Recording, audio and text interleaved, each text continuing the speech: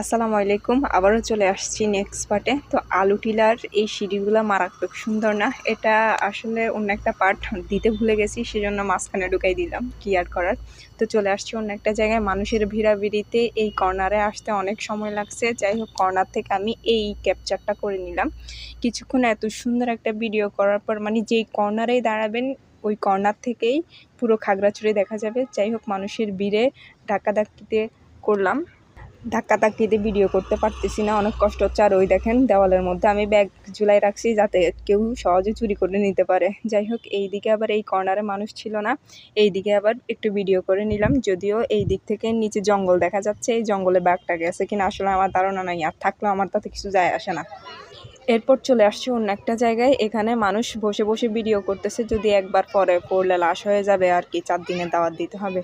তো যাই হোক, ওদের দেখে দেখে আমিও ভাবছিলাম একটু বসবো উঠবো, এরকম টেনশন করতেছিলাম, চিন্তা ধারণা করতেছিলাম। এরপরে বলছি না ভাই, রিক্সের দরকার নাই। এরপর এখান থেকে দেখেন পুরো খাগড়াছড়ি দেখা যাচ্ছে, আর এখানে মানুষের লাইন লেগে আছে।